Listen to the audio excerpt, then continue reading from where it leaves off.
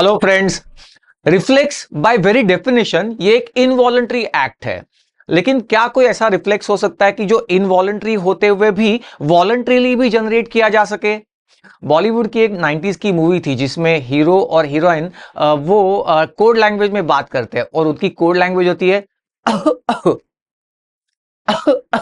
आपको शायद ये मूवी पता चल गई होगी, लेकिन खैर वो आज का टॉपिक नहीं है। आज का टॉपिक है एक ऐसा रिफ्लेक्स जो इनवॉलंटरी है लेकिन वॉलंटरीली भी कॉर्टेक्स के जरिए भी वो एक्ट जनरेट किया जा सकता है। कफ रिफ्लेक्स के बारे में हम बात कर रहे हैं। वैसे तो कुछ और ऐसे भी रिफ्लेक्सेस है। फॉर एग्जांपल मिक्चुरेशन रिफ्लेक्स एक इनवॉलंटरी रिफ्लेक्स है लेकिन वॉलंटरी कंट्रोल में भी है। पोस्चरल रिफ्लेक्सेस भी इनवॉलंटरी होते हैं लेकिन वॉलंटरी कंट्रोल में भी रहते हैं। तो ये इनका यूनिकनेस है और ऐसा ही एक रिफ्लेक्स जो कफ रिफ्लेक्स है, इसके बारे में हम वीडियो में देखने जा रहे हैं।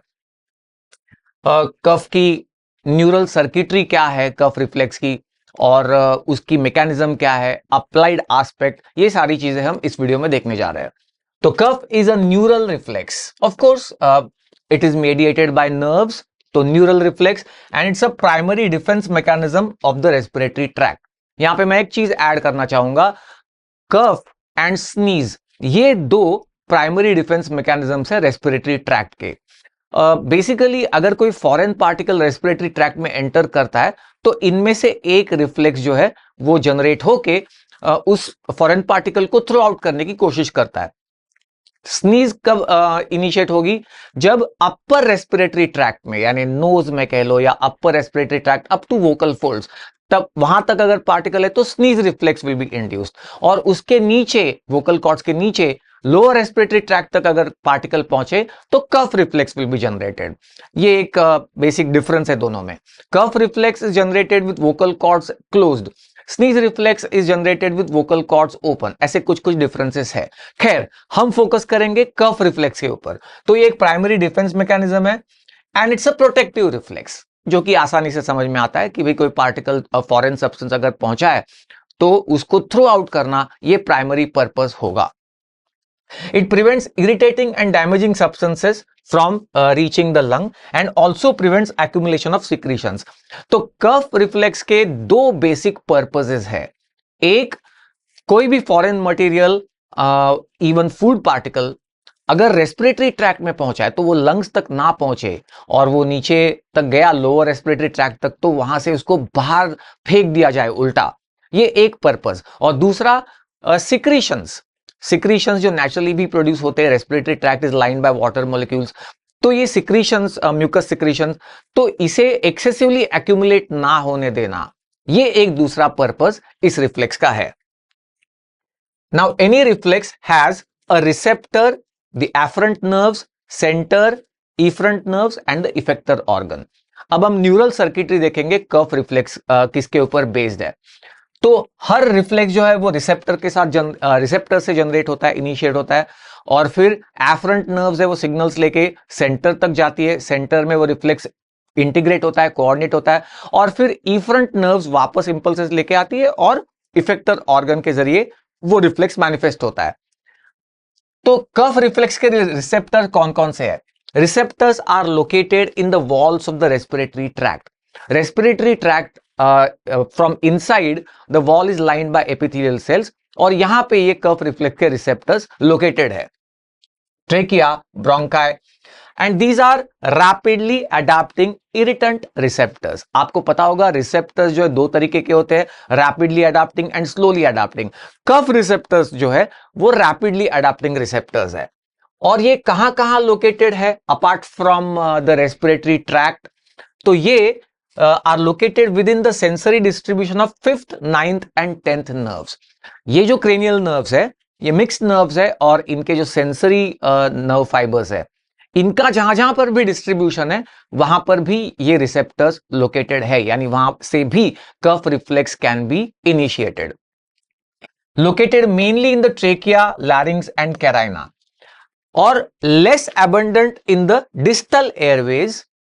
जैसे जैसे आप नीचे जाओगे लोअर एयरवेज तो थोड़े स्कैंटी होते जाते हैं रिसेप्टर्स, और रेस्पिरेटरी ब्रोंक्यूल्स के बियॉन्ड तो ये एब्सेंट है।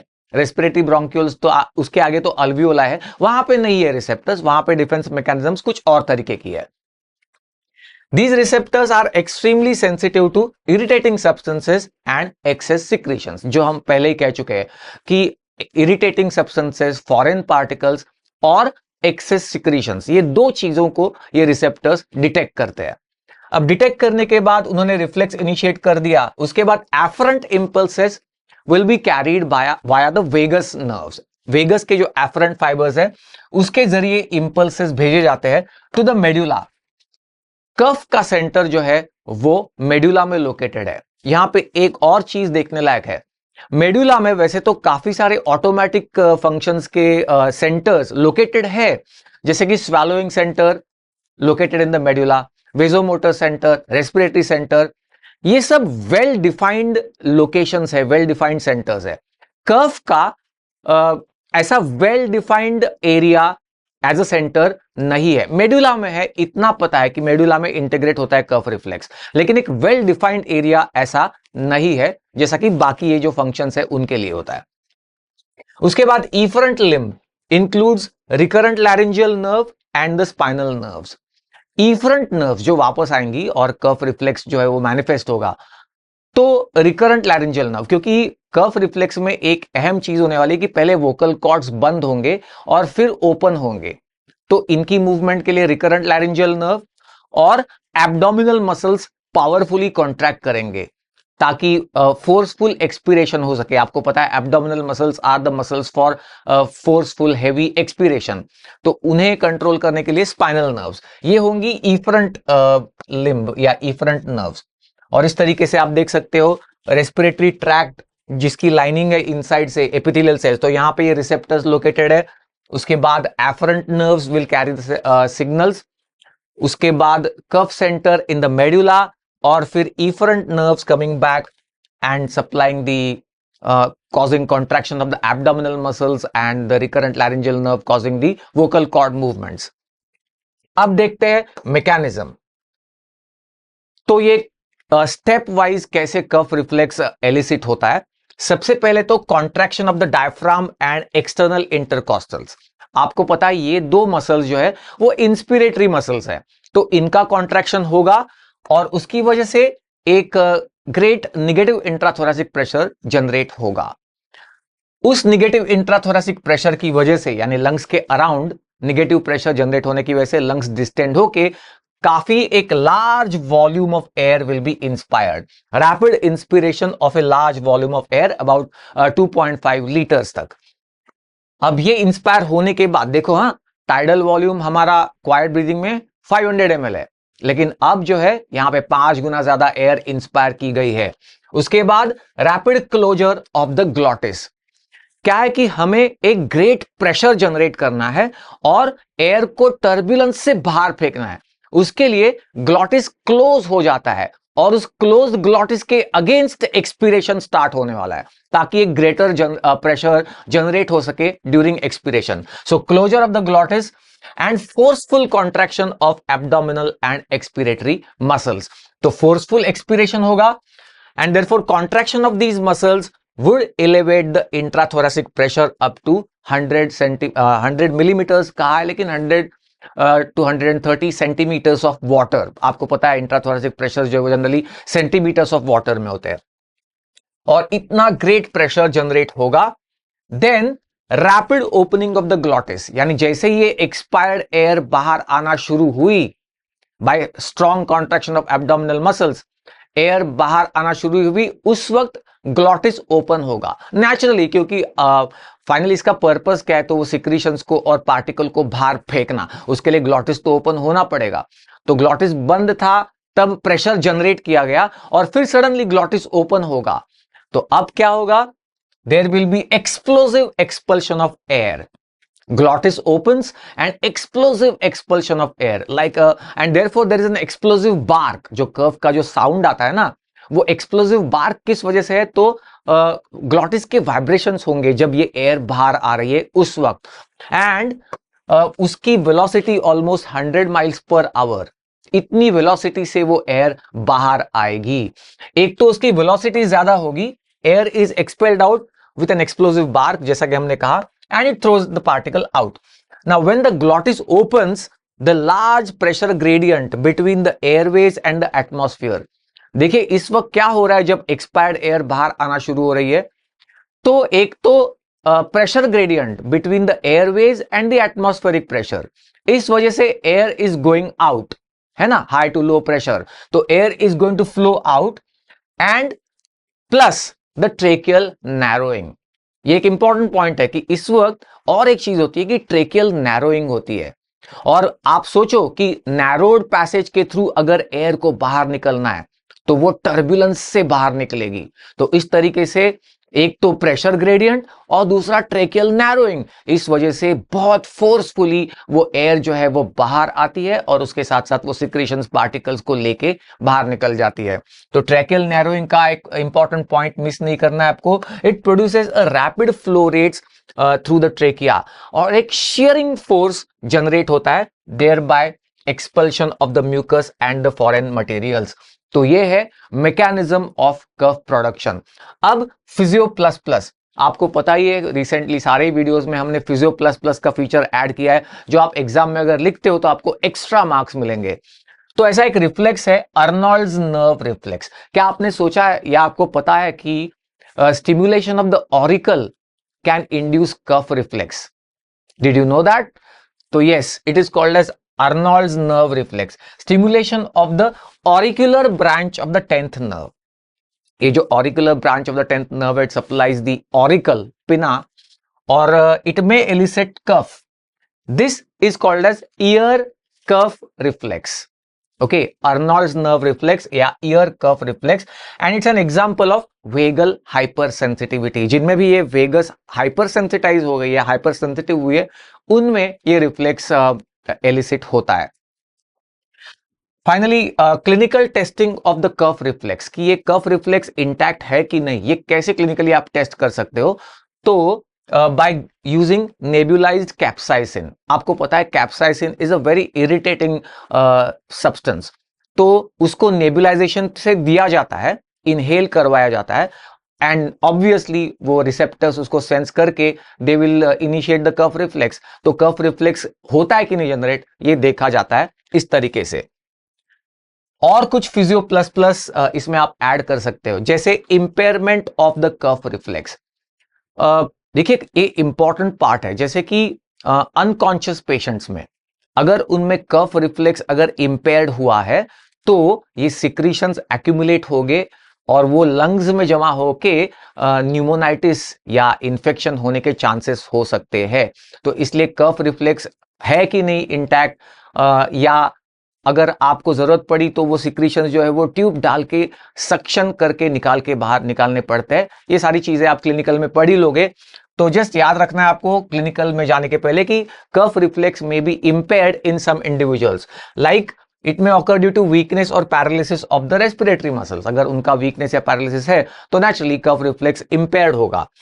अगर प्रेजेंस ऑफ नेजोगैस्ट्रिक ट्यूब है, नेजोगैस्ट्रिक ट्यूब अगर डाला हुआ है, तब भी कर्व रिफ्लेक्स इंपेयर होता है। एंड नेचुरली अगर आप देखो आईसीयू में बहुत सारे पेशेंट्स को नेजोगैस्ट्रिक ट्यूब जो है वो डाली हुई होती है और कर्व रिफ्लेक्स उनमें इंपेयर्ड रहता है और उनके सिक्रीशंस ड्रेन आउट करना इंपॉर्टेंट होता है। तो ये बात ध्यान में रखनी पड़ती है एज अ क्लिनिशियन।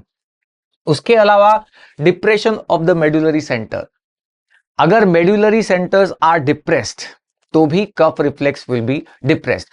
अब इस चीज का फायदा उठाया जाता है in the form of antitussives.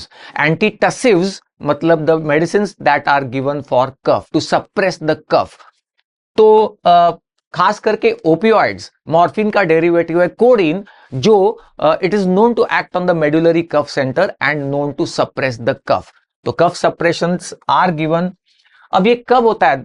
देखिए नॉर्मली दो तरीके के कफ होते हैं, एक ड्राई कफ और एक प्रोडक्टिव कफ।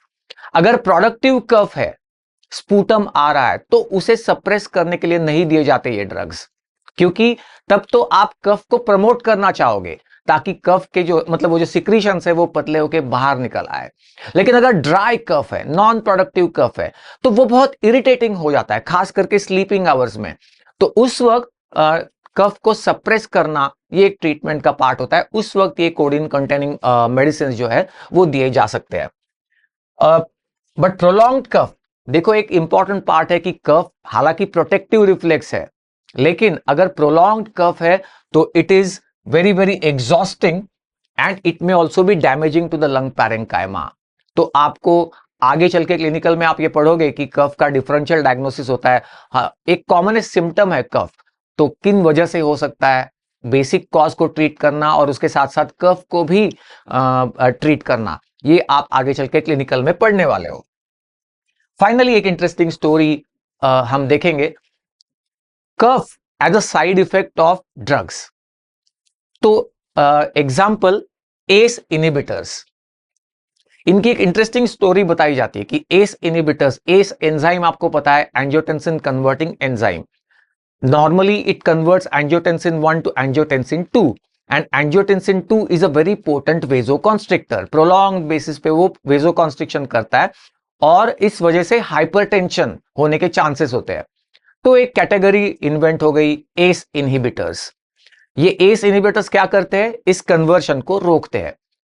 अब बात यह है कि एस जो एंजाइम है ये होता है लंग्स में, लंग के कैपिलरी एंडोथेलियल सेल्स में ये एंजाइम है और ये एस एंजाइम वहां पे ये कन्वर्शन करता है एंजियोटेंसिन 1 टू एंजियोटेंसिन 2। अब जब ड्रग्स आए एस इनहिबिटर्स तो ये एंजाइम को इनहिबिट करते हैं, एंजियोटेंसिन 2 का फॉर्मेशन होने नहीं देते, यहां तक ठीक थी बात। जब ये ड्रग्स मार्केट में आए तो ऐसे देखा गया कि इनका एक साइड इफेक्ट है कफ, और तब शुरू शुरू में ये ध्यान में आया कि ये शायद कफ, ऐसा सोचा गया कि ये कफ शायद इस वजह से है कि ये जो एस इनहिबिटर ड्रग है वो लंग्स में जाके एस एंजाइम को स्टॉप कर रहा है, इनहिबिट कर रहा है, और उस रिएक्शन की वजह से कफ मतलब इरिटेशन होके कफ हो रहा है। लेकिन बाद में ऐसा भी ध्यान में आया कि एस ये जो एंजाइम है एंजियोटेंसिन कन्वर्टिंग एंजाइम, ये इसका और एक काम होता है breakdown of bradykinin and other काइनिन्स। तो अगर आप एस इनहिबिटर्स दोगे तो ब्रेकडाउन ऑफ ब्रैडिकाइनिन और दूसरे काइनिन्स का नहीं हो सकेगा। Accumulation of bradykinin and other kinins is responsible for production of cough, ये बात ध्यान में आई। लेकिन कफ became the known side effect of ACE inhibitors category given for hypertension. So this was the summary of cuff reflex, mechanism of cuff and the applied aspect.